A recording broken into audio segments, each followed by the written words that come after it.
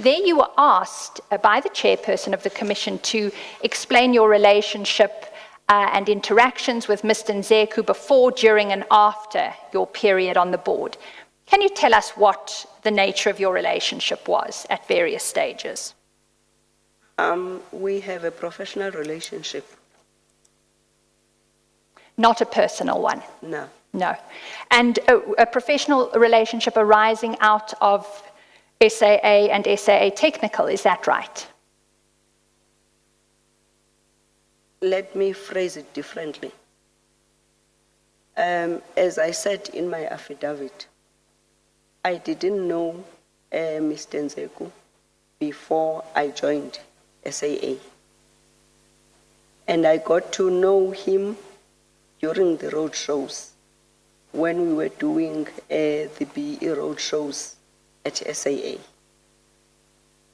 And my relationship, professional relationship, continued after I left SAA. So it started with Mr Ndzeku at SAA, yes, pursuant to the road shows? Yes. And those road shows occurred in 2015, correct? Yes. And it persisted while you were at SAA Technical and SAA, and then it continued afterwards. Is that yes, correct? Yes. And prior to those road shows, you had no other relationship with him? No. And it only remained a professional relationship, correct? Yes. Even while you were at SAA and SAA Technical? Yes. You had dealings with him around the Swissport ground handling contract, did you not? Not really. Well, explain not really. Did you or did you not? I will not say yes or no, but let me explain. The only time that I met with him in respect of Swissport was when they wanted some, like, the Swissport contract basically was, had a problem. It was irregular. And it had been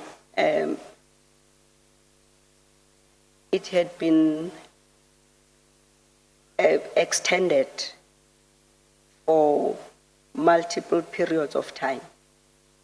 And the extension resulted in that contract being more expensive for SAA. It was expensive, firstly, and secondly, it was tedious because after 6 months, there was the submission from management. After each and every 6 months, submission from management, and it became expensive. And therefore, when we wanted to regularize it, because also again, if you are paying a contract, a service without the proper contract, then that is an audit query. So during those meetings, there were also these road shows that I was talking about, where basically we were saying SAA is open for business to black people. And then I remember him in one meeting with the CEO of Swissport. And in fact, that meeting did not even take 5 minutes. So basically, that was the only time. In fact, that was the only time that I met him and the CEO of Swissport. Thank you. And did you have any other interactions with him, telephonically or otherwise? Oh yes, we had many telephone calls. Yes. Why? You see, the BE issue at SAA has been a problem, and people do not know and did not know how to implement it. We also did not know exactly how to implement it. Hence, at some stage, we sought guidance from National Treasury to say, how do we implement this BEE? So, also in the road shows that we were doing, we were getting a lot of questions as to how do we intend doing this, because basically no one knew exactly what is it that needed to be done, and therefore many people wanted guidance, including him. And at that meeting that you refer to where the CEO of Swissport was present and Mr Ndzeku was present, who was the Swissport representative that you were dealing with mainly? No, I was not dealing with the Swissport person. We were in that meeting trying to tell them that we are going to go out to tender because the contract is irregular, and therefore we need to make sure that because Swissport is also an important service provider of SAA, and therefore there is no way that we would just not have a formal meeting to tell them. But I don't remember why did the meeting take such a short period of time. And I have been trying to find out why did it happen like that. I really can't remember why did it happen like that. And as a result, if the CEO of Swissport can come here, I wouldn't even be able to identify him. So why were you then dealing with Mr Ndzeku? I thought that he had been present at that meeting because he was a Swissport representative. Yes. Is that correct? He was a Swissport representative. However, when we talked on the phone, we would talk about not necessarily Swissport. We would talk about BEE in general. Yes. So, and I understand Mr Ndzeku is responsible for many companies, and therefore he would not say, I'm phoning on behalf of Swissport, but he would say, tell me, how does this BEE work? What is it that we should do for this BEE to work? Give us the direction. So basically that's more or less what we would call it. And did you give him direction? As to the extent that I knew, remember that this BEE 30% set aside, we did not know exactly how to implement it, much as it was our desire to do it, but we did not know.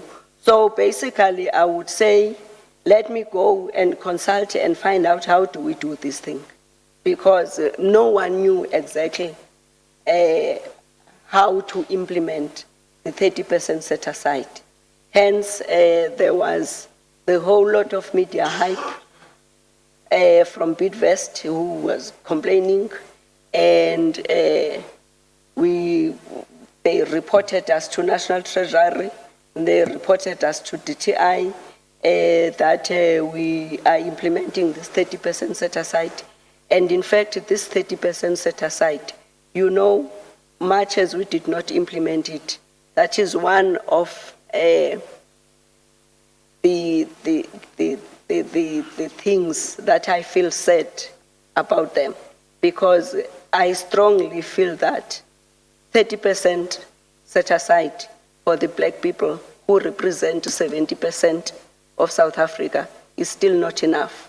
However, that pronouncement was made at the State of the Nation at the time, but we did not know how to implement it, and no one knew how to implement it. But because of the will to want to empower black people, we had to make sure that we do start. And unfortunately, it did not happen until I left. And therefore, the 30% set aside was not implemented during my time, unfortunately. Sorry, Ms. Mbanjwa, please switch off your mic. Yes, thank you. Thank you, Chair. Okay. Ms. Mbanjwa, my question was... Ms. Kwinana. Apologies, Ms. Mbanjwa just turned off her microphone. Ms. Kwinana, my question was about your conversations with Mr. Ndzeku, and you said he was seeking BEE guidance, and then you said to him you didn't know all that much because it was difficult to know how you were going to implement the 30% set aside, and so you said to him you'd go and consult with others and come back to him. Do I have your evidence correct? Yes. And then did you go back to him? Yes, I would go back to him. I go back to everyone. When I said I will go back, I do go back. And what did you tell him when you went back? I would tell him the information that I have. One person would know some bit here, and then the other person would know some bit. The other person would say, I don't know about this portion. So basically... So you were advising him on bids? On? Bids. Did you say No, bids? I'm saying... Apologies. Bits and pieces of information. Oh, sorry, bits, I see. Sorry, I didn't hear that correctly. So you gave him a bit of information here and a bit of information there about BEE suppliers and SAA and SAA technical. Is that right? Not necessarily at SAA and SAA technical. As I am saying, he would not say, how do you apply it at SAA? He would say, tell me about this BEE. Not necessarily, he would not specifically say at SAA. But I thought you had only a professional relationship with him. Yes, we had a professional relationship.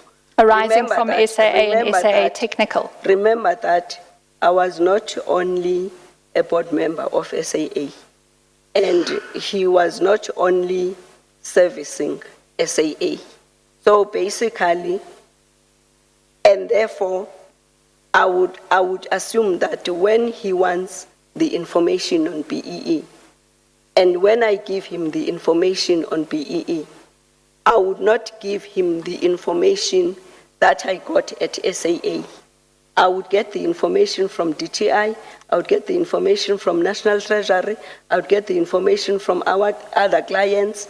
How do you implement BEE? And therefore, I would say, as far as I know, this is what is happening where, this is what is happening where, this is where we are at SAA.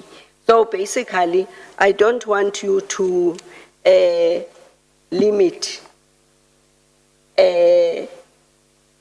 what you are saying to SAA, because he is a business person who is responsible for other companies other than SAA.